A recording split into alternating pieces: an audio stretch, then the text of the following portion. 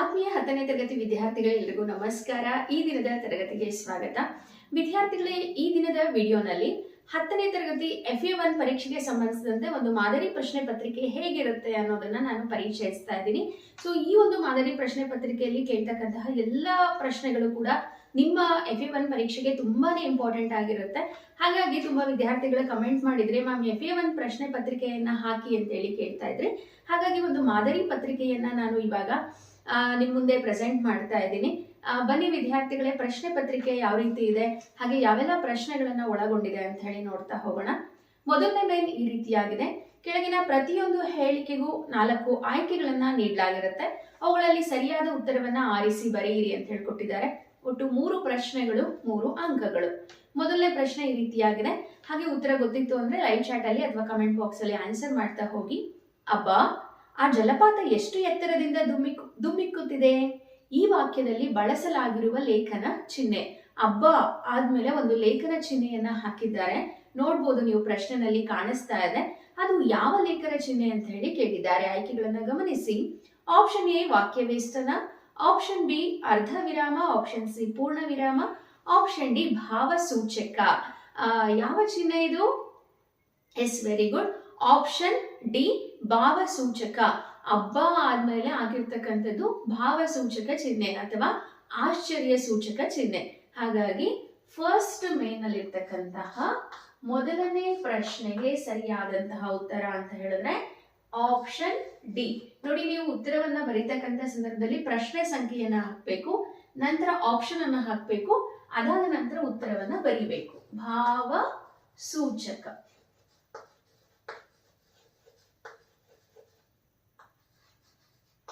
ನಂತರ ಎರಡನೇ ಪ್ರಶ್ನೆ ಈ ರೀತಿಯಾಗಿದೆ. ತಲೆನೋವು ಪದ ಈ ಸಮಾಸಕ್ಕೆ ಉದಾಹರಣೆ. ಆಪ್ಷನ್ ಎ ಕ್ರಿಯಾ ಸಮಾಸ, ಆಪ್ಷನ್ ಬಿ ಅಂಶಿ ಸಮಾಸ, ಆಪ್ಷನ್ ಸಿ ತತ್ಪುರುಷ ಸಮಾಸ, ಆಪ್ಷನ್ ಡಿ ಕರ್ಮಧಾರೆಯ ಸಮಾಸ. ತಲೆನೋವು, ತಲೆಯಲ್ಲಿ ಪ್ಲಸ್ ನೋವು. ಕೊಟ್ಟಿರ್ತಕ್ಕಂಥ ಸಮಾಸ ಪದವನ್ನ ಮೊದಲು ಬಿಡಿಸ್ಬೇಕಾಗತ್ತೆ. ತಲೆಯಲ್ಲಿ ಪ್ಲಸ್ ನೋವು, ತಲೆನೋವು. ಇಲ್ಲಿ 2 ನಾಮಪದಗಳು ಸೇರಿ ಸಮಾಸ ಆಗುತ್ತೆ. ಉತ್ತರ ಪದದ ಅರ್ಥನೇ ಪ್ರಧಾನವಾಗಿರುತ್ತೆ. ಅಂತ ಸಮಾಸಕ್ಕೆ ತತ್ಪುರುಷ ಸಮಾಸ ಅಂತ ಹೇಳಿ ಕರಿತೀವಿ. ಸೊ ಈ ತಲೆನೋವು ಅಂತಕ್ಕಂತಹ ಪದ ಯಾವ ಸಮಾಸಕ್ಕೆ ಉದಾಹರಣೆ? ಆಪ್ಷನ್ ಸಿ ತತ್ಪುರುಷ ಸಮಾಸ. ಆಪ್ಷನ್ ಸಿ ತತ್ಪುರುಷ ಸಮಾಸ. ನಂತರ ಮೂರನೇ ಪ್ರಶ್ನೆ, ದ್ವಿತೀಯ ವಿಭಕ್ತಿಯ ಕಾರಕಾರ್ಥ. ಆಪ್ಷನ್ ಎ ಕರ್ಮಾರ್ಥ, ಆಪ್ಷನ್ ಬಿ ಸಂಪ್ರದಾನ, ಆಪ್ಷನ್ ಸಿ ಕತ್ರ್ಯರ್ಥ, ಆಪ್ಷನ್ ಡಿ ಕರ್ಣಾರ್ಥ. ವಿಭಕ್ತಿಗಳು, ಪ್ರತ್ಯಯಗಳು ಹಾಗೆ ಕಾರಕಾರ್ಥಗಳ ಮೇಲೆ ಪರೀಕ್ಷೆನಲ್ಲಿ 1 ಅಂಕಕ್ಕೆ ಪ್ರಶ್ನೆ ಇದ್ದೇ ಇರುತ್ತೆ. ಇಲ್ಲಿ ನೀವು ವಿಭಕ್ತಿಗಳು, ಪ್ರತ್ಯಯಗಳನ್ನ ಕಲ್ತ್ಕೊಳ್ಳೋದ್ರ ಜೊತೆ ಕಾರಕಾರ್ಥಗಳನ್ನ ಕೂಡ ಕಲ್ತ್ಕೋಬೇಕಾಗತ್ತೆ. ದ್ವಿತೀಯ ವಿಭಕ್ತಿ, ಪ್ರಥಮ ಉ ಅಲ್ವಾ, ದ್ವಿತೀಯ ಅನ್ನು. ಅನ್ನು ವಿಭಕ್ತಿಯ ಕಾರಕಾರ್ಥ ಯಾವುದು? ಪ್ರಥಮ ಕತ್ರ್ಯರ್ಥ, ದ್ವಿತೀಯ ಕರ್ಮಾರ್ಥ. ಹಾಗಾಗಿ ಆಪ್ಷನ್ ಎ ಕರ್ಮಾರ್ಥ. ಸೊ ಇವಾಗ ಫಸ್ಟ್ ಮೇನ್ ಕಂಪ್ಲೀಟ್ ಆಯ್ತು. ಇವಾಗ ಸೆಕೆಂಡ್ ಮೇನ್ ನಲ್ಲಿ ಮೊದಲೆರಡು ಪದಗಳಿಗೆ ಸಂಬಂಧಿಸಿದಂತೆ 3ನೇ ಪದಕ್ಕೆ ಸಂಬಂಧಿಸಿದ ಪದವನ್ನ ಬರೆಯಿರಿ ಅಂತ ಹೇಳ್ಕೊಟ್ಟಿದ್ದಾರೆ. ಒಟ್ಟು 3 ಪ್ರಶ್ನೆಗಳು, 3 ಅಂಕಗಳು. ಪ್ರಶ್ನೆ ಸಂಖ್ಯೆ ಕಂಟಿನ್ಯೂ ಆಗ್ತಾ ಹೋಗುತ್ತೆ. ಇದೇ ರೀತಿ ನೀವು ಪ್ರಶ್ನೆ ಸಂಖ್ಯೆಯನ್ನ ಹಾಕ್ಬೇಕು. 4ನೇ ಪ್ರಶ್ನೆ, ಮಾಡರು ಅಂತಕ್ಕಂಥದ್ದು ನಿಷೇಧಾರ್ಥಕ ಆದ್ರೆ ಮಾಡಲಿ ಅನ್ನೋದು ಡ್ಯಾಶ್ ಅಂತ ಹೇಳಿ ಕೇಳಿದ್ದಾರೆ. ಯಾವ ರೂಪದ ಕ್ರಿಯಾಪದವನ್ನ, ಕ್ರಿಯಾರ್ಥಕವನ್ನ ಒಳಗೊಂಡಿದೆ? ಮಾಡರು. ಮಾಡರು ಅಂದ್ರೆ ಯಾವುದೋ ಒಂದು ಕೆಲಸವನ್ನ ಅವ್ರು ಮಾಡೋದಿಲ್ಲ ಅಂತ ಹೇಳಿ ಹೇಳ್ತಕ್ಕಂಥದ್ದು ನಿಷೇಧಾರ್ಥಕ. ಮಾಡಲಿ, ಮಾಡಲಿ ಅಂದ್ರೆ ಆಶೀರ್ವಾದ, ಆಜ್ಞೆ, ಹಾರೈಕೆ, ಅಪ್ಪಣೆ, ಈ ರೀತಿಯ ಕ್ರಿಯಾಪದಗಳು ವಾಕ್ಯದಲ್ಲಿತ್ತು ಅಂತ ಹೇಳಿದ್ರೆ ಅದು ವಿದ್ಯಾರ್ಥಕ ಆಗುತ್ತೆ.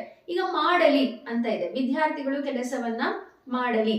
ಸೊ ಮಾಡಲಿ ಅದು ಏನೋ ಒಂದು ಆರ್ಡರ್ ಮಾಡ್ದಂಗ ಆಯ್ತು. ಹಾಗಾಗಿ ದೇವರು ನಿಮಗೆ ಒಳ್ಳೆಯದನ್ನ ಮಾಡಲಿ. ಸೊ ಈ ರೀತಿ ಮಾಡಲಿ ಅಂತ ಇರೋದ್ರಿಂದ ಇದು ವಿದ್ಯಾರ್ಥಕ ಆಗುತ್ತೆ. ನೋಡಿ, ಈ ರೀತಿ ಸಂಬಂಧಿ ಪದಕ್ಕೆ ಉತ್ತರವನ್ನ ಬರೆಯೋ ಸಂದರ್ಭದಲ್ಲಿ ಪ್ರಶ್ನೆ ಸಂಖ್ಯೆ 4 ಅಂತ ಹಾಕ್ಬೇಕು. ಈ ಕಡೆ ಯಾವ ಪದಕ್ಕೆ ನೀವು ಬರೀತಾ ಇದ್ದೀರಾ ಅದನ್ನ ಬರ್ಬಿಟ್ಟು ಬರಿಬೇಕು. ಮಾಡಲಿ ಅಂತ ಇದೆಯಲ್ವಾ, ಇದಕ್ಕೆ ವಿದ್ಯಾರ್ಥಕ.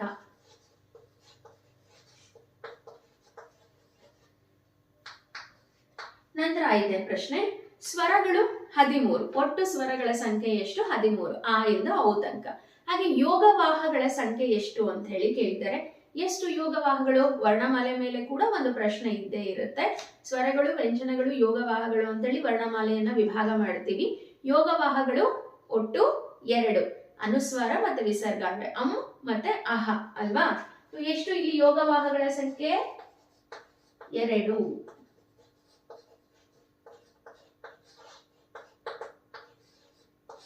ಯೋಗವಾಹಗಳು 2 ಈ ರೀತಿ ಬರೀಬೇಕಾಗುತ್ತೆ. ನಂತರ ನೋಡಿ ಇಲ್ಲಿ 6ನೇ ಪ್ರಶ್ನೆ ಈ ರೀತಿಯಾಗಿದೆ. ಗೊತ್ತಿಲ್ಲ ಅನ್ನೋದು ಲೋಪಸಂಧಿಯಾಗಿದೆ. ಗೊತ್ತು ಪ್ಲಸ್ ಇಲ್ಲ.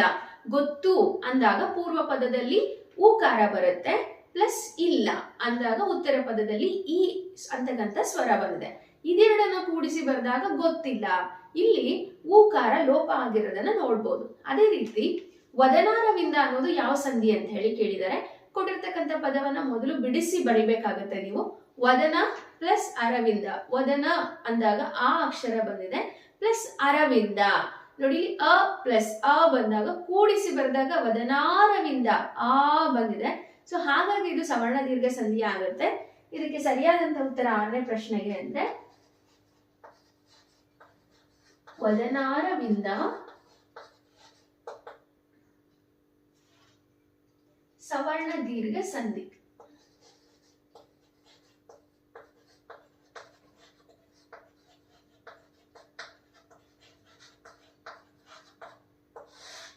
ಇಲ್ಲಿಗೆ ಫಸ್ಟ್ ಮತ್ತೆ ಸೆಕೆಂಡ್ ಮೈನ್ಗಳು ಕಂಪ್ಲೀಟ್ ಆಯ್ತು. ನಂತರ ಥರ್ಡ್ ಮೈನ್ ಈ ರೀತಿಯಾಗಿದೆ. ಕೆಳಗಿನ ಪ್ರಶ್ನೆಗಳಿಗೆ ಒಂದು ವಾಕ್ಯದಲ್ಲಿ ಉತ್ತರಿಸಿ ಅಂತ ಹೇಳ್ಕೊಟ್ಟಿದ್ದಾರೆ. ಒಟ್ಟು 4 ಪ್ರಶ್ನೆಗಳು. 7ನೇ ಪ್ರಶ್ನೆ ಈ ರೀತಿಯಾಗಿದೆ. ಪುಟ್ಟ ಪೋರಿಯಮ್ಮ ಎಲ್ಲಿ ಮಲಗಿದ್ದಾರೆ? ಪುಟ್ಟ ಪೋರಿಯಮ್ಮ ಗುಡಿಸಲಿನಲ್ಲಿ ಮಲಗಿದ್ದಾರೆ. 8ನೇ ಪ್ರಶ್ನೆ. ಹುಲಿಗೆ ಪರಮಾನಂದವಾಗಲು ಕಾರಣವೇನು? ಶಾನುಭೋಗರ ದುಂಡು ದುಂಡಾದ ದೇಹವನ್ನ ನೋಡಿ ಹುಲಿಗೆ ಪರಮಾನಂದವಾಯಿತು. 9ನೇ ಪ್ರಶ್ನೆ. ಹಕ್ಕಿಯು ಯಾರ ನೆತ್ತಿಯನ್ನ ಕುಕ್ಕಿದೆ? ಹಕ್ಕಿಯು ಸಾರ್ವಭೌಮರ ನೆತ್ತಿಯನ್ನ ಕುಕ್ಕಿದೆ. 10ನೇ ಪ್ರಶ್ನೆ. ಭಾಷೆ ಯಾವುದಕ್ಕೆ ಸಾಧನವಾಗಿದೆ? ಭಾಷೆ ನಮ್ಮ ಅಭಿಪ್ರಾಯಗಳನ್ನ ವ್ಯಕ್ತಪಡಿಸುವುದಕ್ಕೆ ಮತ್ತೆ ವಿಚಾರ ವಿನಿಮಯ ಮಾಡೋದಕ್ಕೆ ಸಾಧ್ಯವಾಗಿದೆ. ಹಾಗೆ ನಂತರ 3-4 ವಾಕ್ಯದಲ್ಲಿ ಉತ್ತರಿಸಿ ಅಂತ ಹೇಳಿ ಕೊಟ್ಟಿದ್ದಾರೆ. ಪ್ರಶ್ನೆ ಈ ರೀತಿಯಾಗಿದೆ. ವಸಂತ ಮುಖ ತೋರಲಿಲ್ಲ ಪದ್ಯದಲ್ಲಿ ಪ್ರಕೃತಿಯ ಸಂಭ್ರಮ ಹೇಗೆ ವ್ಯಕ್ತವಾಗಿದೆ ಅಂತ ಪ್ರಶ್ನೆ ಇದೆ.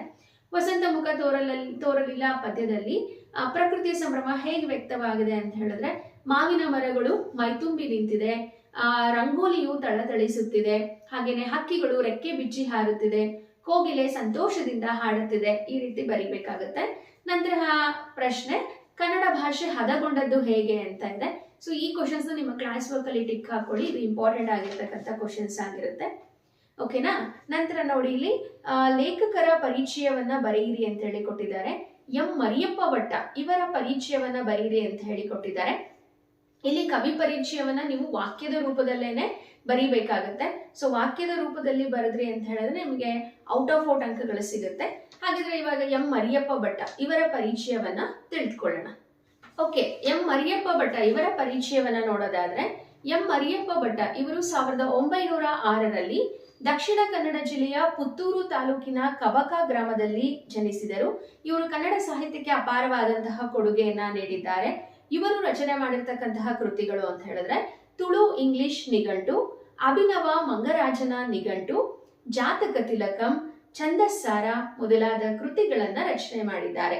ಹಾಗೆ ಇವರ ಸಾಹಿತ್ಯ ಸಾಧನೆಗೆ ಇವರಿಗೆ ಬಂದಿರತಕ್ಕಂತಹ ಪ್ರಶಸ್ತಿಗಳನ್ನ ನೋಡೋದಾದ್ರೆ ಕರ್ನಾಟಕ ಸರ್ಕಾರದ ಪುರಸ್ಕಾರ ಹಾಗೆ ಸಾಹಿತ್ಯ ಅಕಾಡೆಮಿ ಪ್ರಶಸ್ತಿ ಇವರಿಗೆ ಲಭಿಸಿದೆ. ಹಾಗೆ ಇವರು ನಮ್ಮ ಭಾಷೆ ಅಂತಕ್ಕಂಥ ಪಾಠವನ್ನ ಬರೆದಿದ್ದಾರೆ. ಈ ಪಾಠವನ್ನ ಕನ್ನಡ ಸಂಸ್ಕೃತಿ ಎನ್ನುವ ಒಂದು ಪ್ರಬಂಧ ಸಂಕಲನದಿಂದ ಆಯ್ಕೆಯನ್ನ ಮಾಡಿಕೊಳ್ಳಲಾಗಿದೆ. ಇದಿಷ್ಟು ಕವಿ ಪರಿಚಯ ಆಯ್ತು. ಓಕೆ, ನಂತರದ ಮೇನಲ್ಲಿ ಕೊಟ್ಟಿರ್ತಕ್ಕಂತಹ ಗಾದೆಯಲ್ಲಿ ಯಾವುದಾದರೂ ಒಂದು ಗಾದೆಯನ್ನ ವಿಸ್ತರಿಸಿ ಬರೆಯಿರಿ ಅಂತ ಹೇಳ್ಕೊಟ್ಟಿದ್ದಾರೆ. ಕುಂಬಾರನಿಗೆ ವರ್ಷ ದೊಣ್ಣೆಗೆ ನಿಮಿಷ ಅಥವಾ ಕೈ ಕೆಸರಾದರೆ ಬಾಯಿ ಮೊಸರು. ಸೊ ಗಾದೆಯನ್ನ ಬರೀತಕ್ಕಂಥ ಸಂದರ್ಭದಲ್ಲಿ ಮೊದಲು ಪೀಠಿಕೆಯನ್ನ ಬರೀಬೇಕು, ನಂತರ ಗಾದೆಯನ್ನ ವಿಸ್ತರಿಸಿ ಬರೀಬೇಕು, ಅದಾದ ನಂತರ ಉಪಸಂಹಾರವನ್ನ ಬರೀಬೇಕು. ಕುಂಬಾರನಿಗೆ ವರ್ಷ ದೊಣ್ಣೆಗೆ ನಿಮಿಷ ಅದನ್ನಾದ್ರೂ ಬರೀಬಹುದು, ಇಲ್ಲ ಕೈ ಕೆಸರಾದರೆ ಬಾಯಿ ಮೊಸರು ಈ ಗಾದೆಯನ್ನಾದ್ರೂ ಬರೀಬಹುದು. ಇದು ನಿಮ್ಮ ವಿವೇಚನೆಗೆ ಬಿಟ್ಟಿದ್ದು, ನಿಮ್ಗೆ ಯಾವ್ದು ಈಸಿ ಅನ್ಸುತ್ತೋ ಅದನ್ನ ಬರೀರಿ. ಆದ್ರೆ ಪೀಠಿಕೆ ಯಾವ ರೀತಿ ಬರೀತೀರಾ? ಗಾದೆಗಳು ವೇದಗಳಿಗೆ ಸಮ, ಗಾದೆಗಳು ಜನಸಾಮಾನ್ಯರ ಅನುಭವದ ನುಡಿಮುತ್ತುಗಳಾಗಿದೆ, ಗಾದೆಗಳು ನೋಡಲು ವಾಮನನ ರೂಪವನ್ನ ಹೊಂದಿದ್ದರೂ ತ್ರಿವಿಕ್ರಮ ಅರ್ಥವನ್ನ ಹೊಂದಿದೆ, ಸೊ ಇಷ್ಟು ಇಂಟ್ರಡಕ್ಷನ್ ನ ಬರೀಬೇಕು. ಖಂಡಿತ 1 ಮಾರ್ಕ್ಸ್ ಅಂತೂ ಕೊಟ್ಟೆ ಕೊಡ್ತಾರೆ ಇದಕ್ಕೆ. ಇನ್ನ ನಂತರ ಸಂದರ್ಭದೊಡನೆ ಸ್ವಾರಸ್ಯವನ್ನ ವಿವರಿಸಿ. ಒಂದು ಸಂದರ್ಭವನ್ನ ಕೊಟ್ಟಿದ್ದಾರೆ. ಹುಲಿ ಈಗ ಎಷ್ಟು ಹಸಿದಿರಬೇಕು?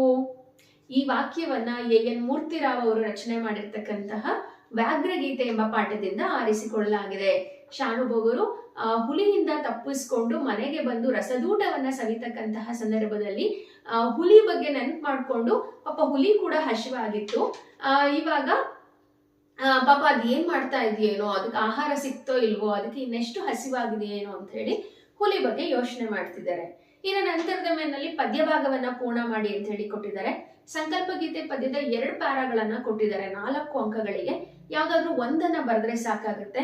ಕಲುಷಿತವಾದಿ ನದಿ ಜಲಗಳಿಗೆ ಮುಂಗಾರಿನ ಮಳೆಯಾಗೋಣ, ಬರಡಾಗಿರುವಿ ಕಾಡು ಮೇಡುಗಳ ವಸಂತವಾಗುತ್ತ ಒಟ್ಟೋಣ, ಮತಗಳೆಲ್ಲವೂ ಪಥಗಳು ಎನ್ನುವ ಹೊಸ ಎಚ್ಚರದೊಡು ಬದುಕೋಣ, ಭಯ ಸಂಶಯದೊಡು ಕಂದಿದ ಕಣ್ಣೋಡು ನಾಳಿನ ಕನಸನ್ನು ಬಿತ್ತೋಣ. ಓಕೆನಾ? ಇನ್ನ ನಂತರ ನೋಡಿ, ಇಲ್ಲಿ ಪದ್ಯದ ಸಾರಾಂಶವನ್ನ ಬರೀರಿ ಅಂತ ಕೊಟ್ಟಿದ್ದಾರೆ. ಸಮ್ಮರಿಯನ್ನ ಬರೀತಕ್ಕಂಥದ್ದು.